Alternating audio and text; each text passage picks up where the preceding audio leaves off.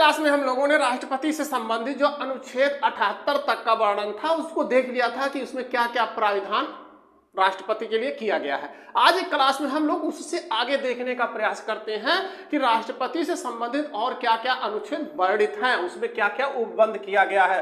तो सबसे पहले हम देखते हैं अनुच्छेद 79। कल की क्लास में हम लोगों ने 78 तक का अध्ययन कर लिया था। आज की क्लास में हम लोग देखते हैं अनुच्छेद 79। अनुच्छेद 79 क्या कहता है कि राष्ट्रपति संघीय कार्यपालिका का संवैधानिक प्रमुख है। आपको याद होगा कि जब हम लोग अनुच्छेद 53 देख रहे थे तो अनुच्छेद 53 में क्या था कि भारत के संघीय कार्यपालिका का प्रधान राष्ट्रपति है। संघ की सभी कार्यपालिका शक्तियां उसमें निहित है, जिसका वह प्रयोग संविधान के अनुसार स्वयं या अपने अधीनस्थ पदाधिकारियों के माध्यम से करेगा। तो पदाधिकारियों से तात्पर्य क्या था? उसकी मंत्रिमंडलीय व्यवस्था से। कार्यपालिका में शक्तियों को सलाह देने के लिए, जो कार्यपालिका की शक्तियों को प्रयोग करेगा राष्ट्रपति, उसमें सलाह देने के लिए राष्ट्रपति ने क्या किया? मंत्रिमंडल का गठन कर दिया कि आप भाई हमको सलाह दीजिए। इन सब चीजों को हम लोगों ने कल की क्लास में देख लिया था, पिछली क्लासों में देख लिया था। तो अनुच्छेद 79 में क्या कहता है कि राष्ट्रपति संघीय कार्यपालिका का संवैधानिक प्रमुख तो है ही। अनुच्छेद 53 में संघीय कार्यपालिका का संवैधानिक प्रमुख तो है, लेकिन संसद का भी अभिन्न अंग है। कौन? राष्ट्रपति संसद का भी अभिन्न अंग है। संसद का गठन कैसे होता है? संसद का गठन कैसे होता है? तो संसद का गठन होता है राष्ट्रपति, राज्यसभा और लोकसभा के मिलने से होता है। राज्यसभा और लोकसभा और राष्ट्रपति के संयुक्त मिलन से है संसद का निर्माण होता है। हमको इससे रटने की जरूरत नहीं, हम इसको समझते हैं कि कैसे तीनों मिलके जो संसद का निर्माण करते हैं, या किस तरह से एक दूसरे के ये पूरक हैं। बिना तीनों के समागम का संसद का निर्माण नहीं हो सकता। संसद है क्या? संसद वह स्थान है जहां देश के लिए कानून बनता हो, विधि का निर्माण होता है, जिसके अनुसार जो है शासन सत्ता चलती हो। उस विधियों के निर्माण का स्थल कौन सा है? तो संसद है। संसद में विधि कैसे बनती है? तो संसद में कोई विधेयक प्रस्तुत किया जाता है तो राज्यसभा और लोकसभा किसी में भी ये रखा जा सकता है विधेयक, और वहां पर काफी चर्चा के बाद जब ये पारित हो जाता है तो पहुंचता है राष्ट्रपति के पास, और राष्ट्रपति जब उस पर हस्ताक्षर कर देता है, उसे अनुमति दे देता है, तो वही विधेयक विधि बन जाता है। अब देखिए, लोकसभा और राज्यसभा ने तो पारित कर दिया, लेकिन अगर राष्ट्रपति हस्ताक्षर नहीं करेगा तो वह विधेयक विधि नहीं बनेगा। यह भी संविधान के दायरे में बंधा हुआ है, लेकिन अगर वो हस्ताक्षर जब तक नहीं करता है तब तक वो विधि नहीं बनती है। तो इस प्रकार से संसद वह स्थान जहां देश के लिए कानून निर्माण की प्रक्रिया चलती है, और उसमें कौन कौन लोग शरीक होते हैं, शामिल होते हैं? तो लोकसभा, राज्यसभा और राष्ट्रपति। इन तीनों के संयुक्त समागम से ही संसद का निर्माण होता है। अब संसद का निर्माण हो गया, राष्ट्रपति हमारे संघीय कार्यपालिका का संवैधानिक प्रमुख है। संवैधानिक प्रमुख के साथ साथ ये संसद का भी अभिन्न अंग है। तो अनुच्छेद 79 के तहत अब जब यह संविधान के तहत इसको यह प्राविधान कर दिया गया कि आप संघीय कार्यपालिका के संवैधानिक प्रमुख है, तो अब ये देखिए, ये भारत का प्रथम नागरिक हो गया। भाई ये कार्यकारी रूप से ये भारत का प्रथम नागरिक है, भारत का शासक है। वास्तविक रूप से प्रधानमंत्री शासन सत्ता चलाता है, लेकिन नाम से किसके करता है? तो राष्ट्रपति के नाम से वो शासन सत्ता चलाता है। तो राष्ट्रपति अब जब प्रमुख हो गया तो उसने क्या देखा कि ये जो हमारे दोनों अंग हैं संसद के, ये जो दोनों अंग हैं, कहीं ऐसा तो नहीं कि किसी वर्ग का जो है इसमें प्रतिनिधित्व ना हो। भाई लोकसभा और राज्यसभा देश के लिए कानून बनाने की जो परंपरा जहां से शुरू होती है, जहां से बेस बनता है, राष्ट्रपति तो बाद में उस पर हस्ताक्षर करता है, लेकिन लोकसभा और राज्यसभा जहां से विधि का निर्माण होता है, तो अगर किसी वर्ग का यहाँ पे प्रतिनिधित्व नहीं होगा तो उसकी बात कौन करेगा? तो राष्ट्रपति जब ये देखता है, हालांकि इसमें अधिकांश लोग निर्वाचित होते हैं, लोकसभा और राज्यसभा में अधिकांश लोग निर्वाचित होते हैं, लेकिन जब राष्ट्रपति को यह महसूस हो, जब राष्ट्रपति को यह लगे कि इसमें किसी वर्ग का प्रतिनिधित्व छूट गया, कोई भी वर्ग ऐसा है जिसका प्रतिनिधित्व छूट गया है, तो छूट गया है प्रतिनिधित्व, तो राष्ट्रपति इसके लिए क्या करेगा कि वो राज्यसभा और लोकसभा में कुछ सदस्यों को मनोनीत कर देगा। तो इसके लिए संविधान निर्माणकर्ताओं ने अनुच्छेद 80 का उल्लेख किया।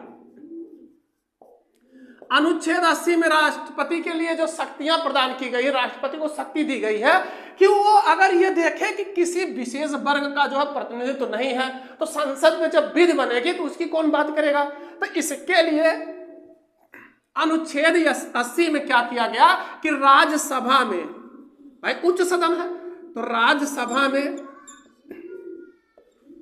राष्ट्रपति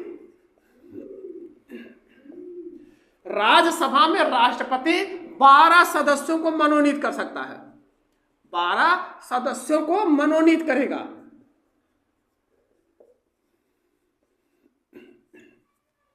लेकिन ये जो 12 सदस्य हैं, ये किसी को नहीं ऐसे उठा के लाके रख देगा, भैया आप आइए, आप आइए, आप आ जाइए, हम आपको सांसद बना देते हैं। इसके लिए भी कुछ प्राविधान है। राष्ट्रपति जब राज्यसभा में 12 सदस्यों को मनोनीत करेगा, तो ये 4 क्षेत्रों से, जो 4 क्षेत्र हैं उसमें जो विशेष होंगे, जो प्रमुख व्यक्ति होंगे, उन्हें ही जो मनोनीत कर सकता है। कौन कौन सा? तो पहला है कला, दूसरा है साहित्य, तीसरा है विज्ञान और चौथा है समाज सेवा।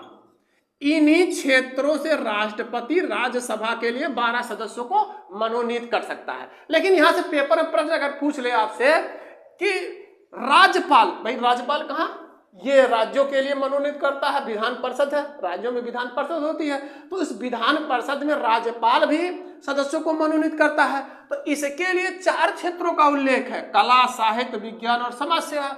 तो राज्यपाल अगर विधान परिषद में मनोनीत करे तो उसके लिए कितने क्षेत्रों का उल्लेख है?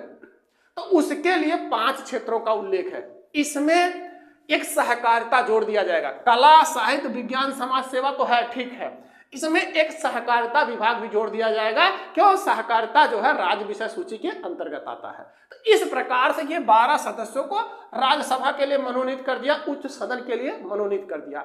लेकिन इसने क्या देखा, यहां तो हो गया कि 12 सदस्य हो गए भाई यहाँ राज्यसभा में, उच्च सदन में, लेकिन यहां पर जो अभी किसी वर्ग का जो है प्रतिनिधित्व नहीं है। कौन सा वर्ग है? तो ये आंग्ल भारतीय समुदाय, जिसे हम एंग्लो इंडियन भी कहते हैं।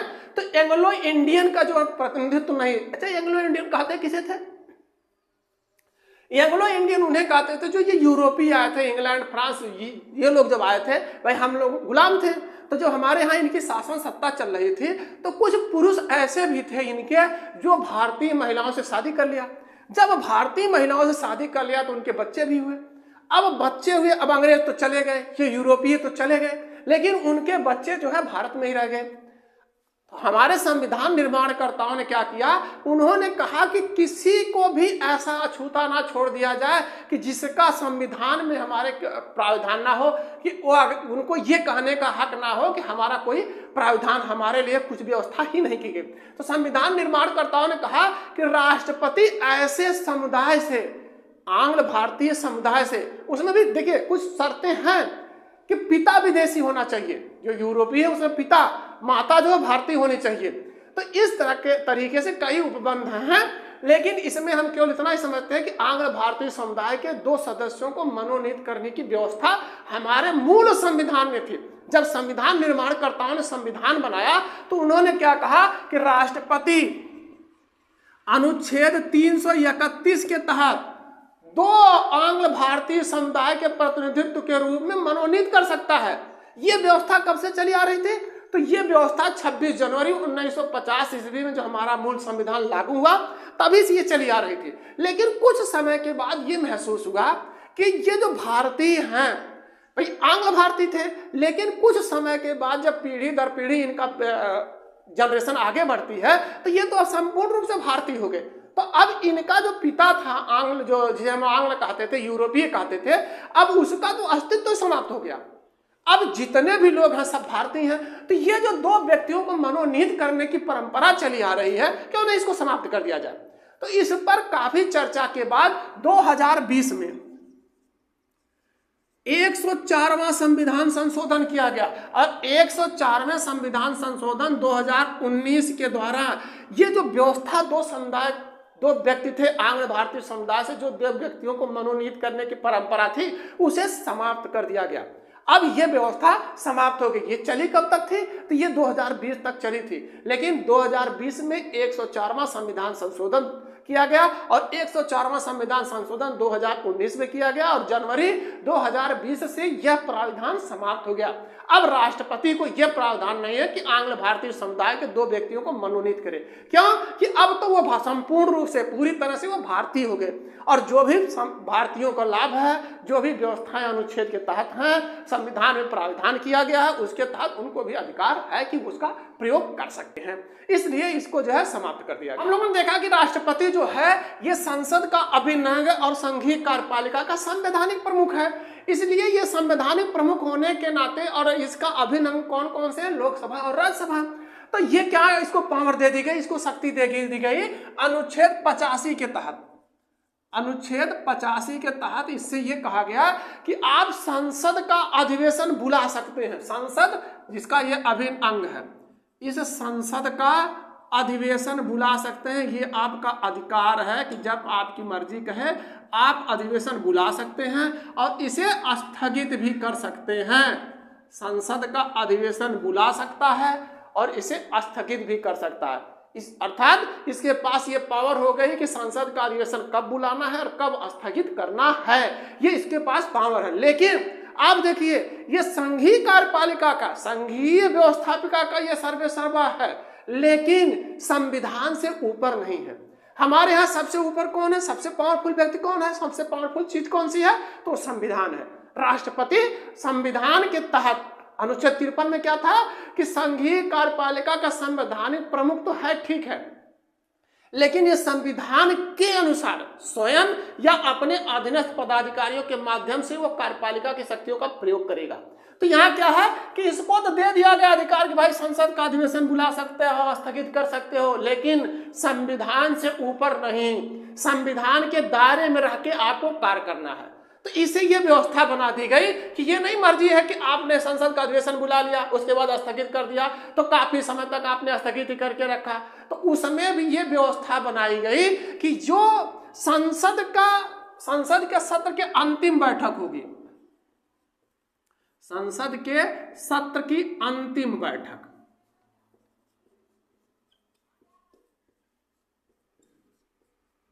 और अंतिम बैठक और आगामी बैठक, आगामी सत्र की प्रथम बैठक, संसद के सत्र की अंतिम बैठक, आगामी सत्र की प्रथम बैठक के बीच में 6 माह से अधिक अंतराल नहीं होना चाहिए। क्या नहीं होना चाहिए? 6 माह से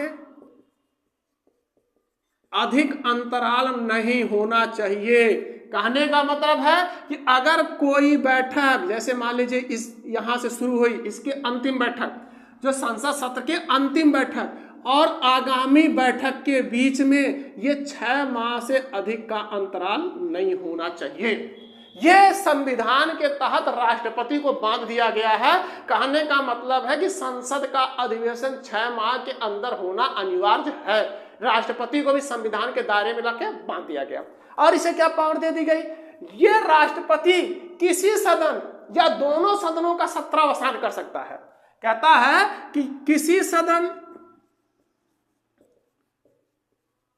या दोनों सदन, लोकसभा और राज्यसभा, तो दोनों सदनों का सत्रावसान कर सकता है।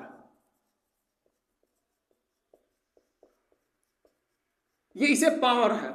और क्या है कि लोकसभा जो है, जिसका चुनाव होता है, लोकसभा की अवधि के पूर्व इसे भंग कर सकता है। क्या कर सकता है? लोकसभा की अवधि से पूर्व ही, लोकसभा की अवधि भी नहीं पूर्व, इसकी अवधि कितनी है? तो इसकी अवधि 5 वर्ष है। तो लोकसभा की अवधि से पूर्व ही इसे भंग कर सकता है। ये इसे अधिकार है, इसे अधिकार है। लेकिन आप लोग ध्यान दीजिएगा, अधिकार कैसे है? आपको 44वां संविधान संशोधन 1978 वाला ध्यान में रखना होगा। उसमें क्या प्रावधान था कि राष्ट्रपति मंत्रिपरिषद की सलाह के अनुसार ही कार्य करेगा। 42वां संविधान संशोधन में क्या था कि सीधे सीधे स्पष्ट उल्लेख कर दिया गया था कि राष्ट्रपति मंत्रिपरिषद की सलाह के अनुसार ही अपने कृत्यों का प्रयोग करेगा। तो अब 44वां संविधान संशोधन 1978 में क्या था कि भाई आपको पुनर्विचार की दे दिया जाता है अधिकार कि आप पुनर्विचार के लिए मंत्रिपरिषद को भेज सकते हैं। तो ये क्या है कि अब यहाँ पर जो लोकसभा की अवधि के पूर्व इसे भंग करने की बात है, तो ये कैसे करेगा? तो आप 42वां संविधान संशोधन ध्यान में रखिएगा कि जो भी मंत्रिपरिषद सलाह देगी उसी के अनुसार ये भंग करेगा, स्वयं से कुछ नहीं कर सकता। तो ये हमेशा आप अपने दिमाग में बैठा के रखिएगा कि अगर राष्ट्रपति कोई भी कार्य करता है तो वह मंत्रिपरिषद की सलाह पर करेगा। सलाह देने का प्रावधान कहां से किया गया? तो 42वें संविधान संशोधन 1976 के द्वारा। और उसमें थोड़ा सा सुधार जो किया गया तो 44वें संविधान संशोधन 1978 में कि भाई राष्ट्रपति को भी थोड़ा सा अधिकार दे दिया जाए कि आप पुनर्विचार की अपेक्षा कर सकते हैं। तो यहाँ क्या है कि लोकसभा की अवधि की पूरी होने से पहले ही उसे भंग कर सकता है। तो कैसे भंग करेगा? तो मंत्रिपरिषद की सलाह पर करेगा। और क्या है? अनुच्छेद 108 के तहत, अनुच्छेद 108 में कहा गया कि यदि किसी साधारण विधेयक पर, देखिए साधारण विधेयक की बात कर रहा है, साधारण विधेयक पर दोनों सदनों में मतभेद हो, साधारण विधेयक पर दोनों सदनों में मतभेद हो जाए, और जब मतभेद हो जाएगा तो अनुच्छेद 108 के तहत राष्ट्रपति क्या करेगा? दोनों सदनों का संयुक्त अधिवेशन बुला सकता है। दोनों सदनों का संयुक्त अधिवेशन बुला सकता है। इस प्रकार से हमारे संविधान निर्माणकर्ताओं ने राष्ट्रपति को शक्तियां दी हैं कि अगर दोनों सदनों में साधारण विधेयक पर मतभेद हो गया तो आप दोनों सदनों को एकत्रित बैठाइए और वहां पर उस विधेयक पर चर्चा की जाएगी। तो ये पावर किसको है कि अगर विधेयक पर किसी भी प्रकार का कोई विवाद हो गया, मतभेद हो गया आपस में, तो जब दोनों सदन एकत्रित होंगे राष्ट्रपति कहेगा भाई आइए सभी लोग बैठिए, मिलजुल के बातचीत करते हैं, उसमें विचार विमर्श करते हैं। जब इकट्ठे लोग हो जाएंगे तो उस पर जो है विचार विमर्श होगा। ये अनुच्छेद 108 के तहत राष्ट्रपति को ये अधिकार दिया गया कि आप दोनों सदनों के संयुक्त अधिवेशन बुला सकते हैं। हम लोगों ने देखा राष्ट्रपति संघीय कार्यपालिका का संवैधानिक प्रमुख है, संवैधानिक प्रमुख है। साथ में इसने क्या किया कि अपने कृत्यों में सलाह देने के लिए मंत्रिपरिषद का गठन करता है। जो इसके कार्यपालिका शक्तियां उसके प्रयोग करने के लिए ये मंत्रिपरिषद का गठन करता है कि भाई आप भी हमें सलाह दीजिए जिससे एक अच्छा शासन सत्ता चले, एक बेहतरीन कानून का निर्माण हो। अगर अकेले करेगा तो उसमें समस्याएं हो सकती हैं, कुछ गलतियां हो सकती हैं। तो इसलिए इसने क्या किया कि व्यवस्था को बनाने के लिए उसने कहा कि जो हमारी कार्यपालिका शक्तियां हैं उसका प्रयोग करने में आप लोग सलाह दीजिए। तो सलाह देने के लिए इसने मंत्रिपरिषद का गठन कर दिया। अब भाई गठन इसने किया तो ये सर्वे सर्वा हुआ, उसका प्रमुख हुआ, अर्थात जो मंत्रिपरिषद है उससे निर्माण किसने किया? तो ये राष्ट्रपति ने किया। तो राष्ट्रपति ने जब किया तो उसका प्रमुख हुआ। तो इसने क्या किया? राष्ट्रपति जब मंत्रिपरिषद का गठन कर दिया तो मंत्रिपरिषद का गठन करने के बाद इसे ये अधिकार दे दिया गया, इसे ये पावर दे दिया गया अनुच्छेद 86 के 1 के तहत। अनुच्छेद 86 के 1 के तहत क्या कहा गया? अब भाई संवैधानिक प्रमुख है और मंत्रिपरिषद का निर्माण इसने किया, इसलिए जब ये चाहे किसी भी समय अगर इसकी इच्छा हो तो किसी सदन क्या करे, किसी सदन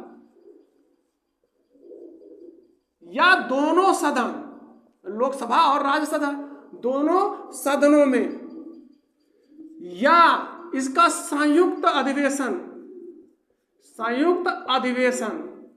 में अभिभाषण कर सकता है। भाई किसी सदन में या दोनों सदन में या संयुक्त अधिवेशन में ये अभिभाषण कर सकता है। कौन कर सकता है? राष्ट्रपति कर सकता है अभिभाषण। और जब ये अभिभाषण दे रहा है अनुच्छेद 86 के 1 के तहत तो ये सदस्यों की उपस्थिति की भी अपेक्षा कर सकता है कि सदस्य भी उपस्थित रहे। सदस्यों की उपस्थिति की अपेक्षा भी कर सकता है कि सदस्य उपस्थित रहे।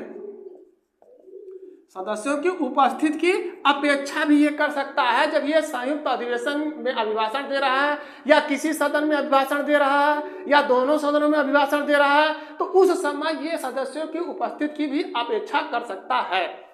इसे सामान्य अभिभाषण कहते हैं। इस अभिभाषण को सामान्य अभिभाषण कहते हैं राष्ट्रपति का। अब देखिए बात आई जो सामान्य अभिभाषण की, तो कोई ना कोई विशेष अभिभाषण भी होगा, तो इसको हम लोग आगे देखते हैं। संविधान निर्माणकर्ताओं ने उसके लिए एक अनुच्छेद ही वर्णित कर दिया और उसको हम आगे देखते हैं। अब इसमें सामान्य अभिभाषण हो गया, भाई विशेष है इसका मतलब उसके लिए कुछ अलग से होगा, निर्धारित समय होगा, निर्धारित परिस्थितियां होंगी, तभी तो जब अभिभाषण होगा तो विशेष होगा। तो इसके लिए अलग से अनुच्छेद बनाया गया, अनुच्छेद 87, हम उसको देखते हैं आगे। अनुच्छेद 86 का 1 में कहा गया कि राष्ट्रपति के पास ये शक्तियां हैं कि वो किसी सदन या दोनों सदन या संयुक्त सदन में अभिभाषण कर सकता है, और जब वो अभिभाषण कर रहा हो तो उस समय सदस्यों की उपस्थिति की भी वो अपेक्षा कर सकता है। ये सामान्य अभिभाषण के तहत उसके प्रावधान कर दिया गया कि जब भी उसकी इच्छा हो तो ऐसा कर सकता है। अनुच्छेद 86 के 2 में क्या है? अनुच्छेद 86 के 2 में आप स्वतः समझिए कि कभी कभी ऐसी परिस्थितियां बनती है, कुछ ऐसी चीजें होती है कि जो ठंडे बस्ते में डाल दी जाती है, उस तरफ किसी का ध्यान ही नहीं जाता, और कुछ ऐसे कारण होते हैं कोई ध्यान भी नहीं देना चाहता।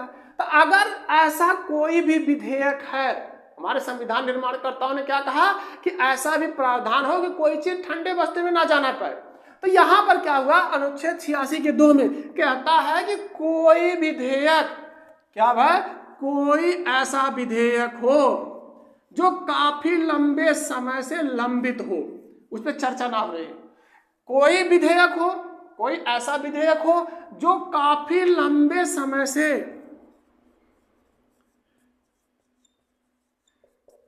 कोई ऐसा विधेयक जो काफी लंबे समय से चर्चा में ना हो, तो राष्ट्रपति क्या करेगा? राष्ट्रपति संसद को संदेश भेजेगा, राष्ट्रपति संसद के पास संदेश भेजेगा कि उस विधेयक पर आप लोग चर्चा करिए और उस विधेयक को पास करिए। अनुच्छेद 86 के 2 के तहत क्या है कि राष्ट्रपति को यह शक्ति है कि कोई विधेयक यदि काफी लंबे समय से चर्चा में नहीं है, काफी लंबे समय से वो लंबित पड़ा हुआ है, तो राष्ट्रपति संसद के पास संदेश भेजेगी और कहेगी कि आप इस पर जो है चर्चा करिए, इस विधेयक पर आप लोग चर्चा करिए। चलिए हम आगे चलते हैं। अब चलिए हम लोग देखते हैं विशेष अभिभाषण किसे कहते हैं। क्या? अच्छा, अभिभाषण। देखिए कुछ शब्द ऐसे हैं जैसे अभिभाषण। अभिभाषण में राष्ट्रपति क्या करता है? तो अभिभाषण में राष्ट्रपति सरकार की समान नीतियों और भावी कार्यक्रमों का विवरण देता है। देखिए राष्ट्रपति सरकार का संवैधानिक प्रमुख है, लेकिन वास्तविक प्रमुख कौन है? प्रधानमंत्री। तो ये राष्ट्रपति दोनों सदनों में ये बताता है कि जिसको हमने बनाया है, अर्थात जिसका हमने गठन किया मंत्रिपरिषद, वो उसकी सामान्य नीति क्या है, आने वाले समय में उसकी समान नीति क्या है या नीति क्या है, और आने वाले समय में उसके भावी कार्यक्रम क्या है। तो इस अभिभाषण के माध्यम से वो बताता है। और दूसरा कुछ शब्द आप लोग सुने होंगे, सत्रावसान,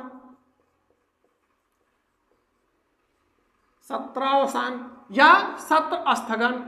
ये कुछ ऐसे शब्द हैं जो बार बार हमसे मिलते हैं, विशेषकर जब हम लोग संविधान से संबंधित क्लास पर चला रहे होते हैं, तो सत्रावसान और सत्र स्थगन। सत्रावसान ये क्या है कि 2 शब्दों से मिलकर बना, सत्र और अवसान। सत्र अवसान का मतलब समाप्त। कहने का मतलब यह है कि जो सत्रावसान होता है, अर्थात जो संसद का सत्र चल रहा है, हमने देखा ना कि संसद के सत्र चलते हैं, तो जो संसद का सत्र चल रहा है, क्या चल रहा है? संसद का सत्र, इसका अवसान, अर्थात ये समाप्त हो गया, स्थगित हो गया, समाप्त हो गया। तो ये समाप्त करने का पावर किसे है? अभी हम लोगों ने पीछे ही देखा। तो जो सत्र, संसद के सत्र का स्थगन है, सत्र को समाप्त करने की घोषणा करने का पावर किसके पास है? तो राष्ट्रपति के पास है। तो राष्ट्रपति संसद का सत्रावसान कर सकता है। और सत्र स्थगन क्या चीज है? तो ये कहता है सत्र और प्लस स्थगन। स्थगन का मतलब थोड़ी देर के लिए रुका हुआ है, सत्र जो है थोड़ी देर के लिए स्थगित है। तो स्थगित कौन करेगा? चूंकि जब संविधान के तहत जब कार्यवाही चल रही होती है लोकसभा और राज्यसभा की, तो वहां राष्ट्रपति तो उपस्थित नहीं होता।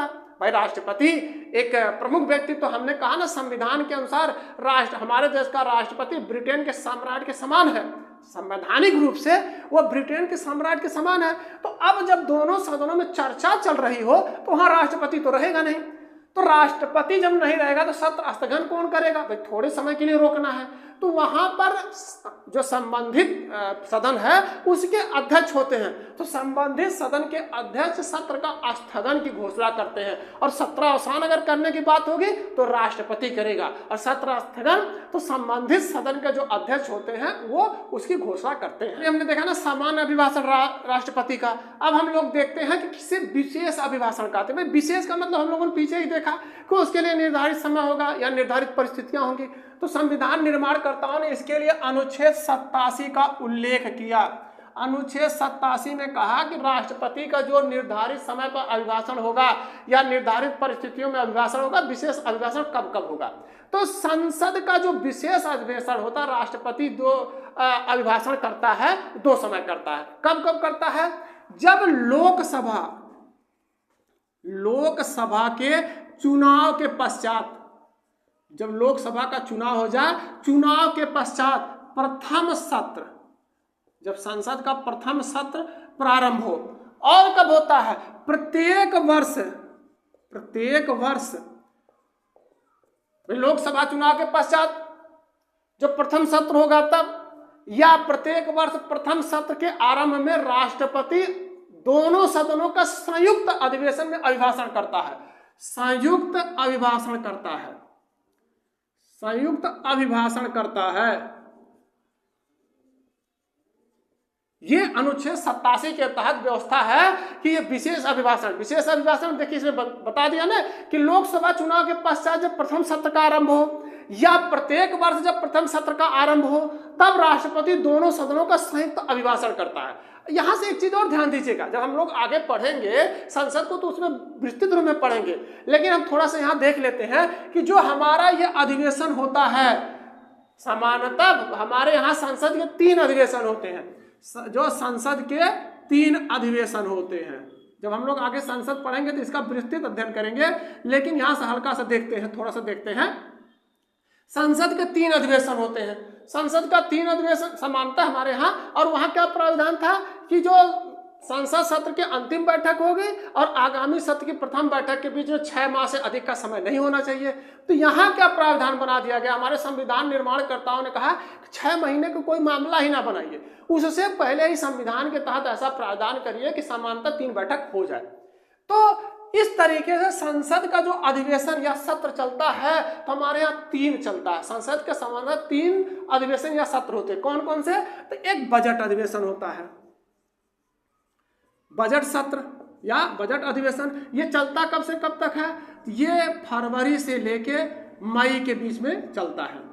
अगला कौन सा है? तो दूसरा होता है मानसून सत्र या मानसून अधिवेशन। अब देखिए, रटिए मत, समझिए केवल। मानसून कब आता है? मानसून मतलब बरसात का समय, बारिश वाला मौसम। तो मानसून कब आता है? तो ये आता है जुलाई और अगस्त में। बारिश का मौसम कब होता है? तो जुलाई और अगस्त में होता है। तो उसी समय हमारा जो सत्र चलता है उसे मानसून सत्र कहते हैं। और अगला कौन सा है? तो शीतकालीन सत्र या अधिवेशन। शीतकालीन अर्थात सर्दी का, ठंड वाला मौसम। तो ठंड कब होती है? तो ये नवंबर और दिसंबर में होती है। तो नवंबर और दिसंबर में ये अधिवेशन चलता है। इस प्रकार से हमारे यहाँ सामान्यतः जो संसद का जो है 3 अधिवेशन होते हैं। बजट अधिवेशन, मानसून सत्र, मानसून अधिवेशन, शीतकालीन सत्र। यहाँ से ध्यान दीजिएगा कि ये अधिवेशन देखिए, बजट अधिवेशन सबसे लंबा है, फरवरी से लेकर मई तक चलता है। और हमारे यहाँ इसका प्रावधान कर दिया गया है कि जो ये बजट सत्र है, बजट सत्र ये लोकसभा में ठीक है, चलेगा, कोई बात नहीं है। लेकिन बजट सत्र राज्यसभा के मामले में, राज्यसभा का अधिवेशन, राज्यसभा के लिए जो बजट सत्र का अधिवेशन चल रहा है, ये 2 अधिवेशनों में विभाजित होगा। ये क्या होगा? ये 2 अधिवेशनों में विभाजित होगा। 2 अधिवेशनों में विभाजित होगा। क्यों? हम इसको समझते हैं क्यों भाई। देखिए, ये काफी लंबा चल रहा है, फरवरी से लेकर मई तक। और ये राज्यसभा हमारे यहाँ उच्च सदन है, ये श्रेष्ठ लोग इसमें जो है निर्वाचित होके जाते हैं, मनोनीत होके जाते हैं। अब इन्हें जो अगर इस समय पूरे लंबे कार्यकाल के कार्य करवाया जाएगा तो ये थोड़ा सा परेशान हो जाएंगे, भाई उच्च लोग हैं, बड़े लोग हैं। तो इन्हें क्या कहा गया कि जो बजट सत्र चल रहा है इसे 2 अधिवेशनों में विभाजित कर दीजिए। भाई लंबा प्रोसेस है तो इसको 2 अधिवेशनों में विभाजित कर दीजिए और इन 2 अधिवेशनों में क्या करिए आप 3 से 4 सप्ताह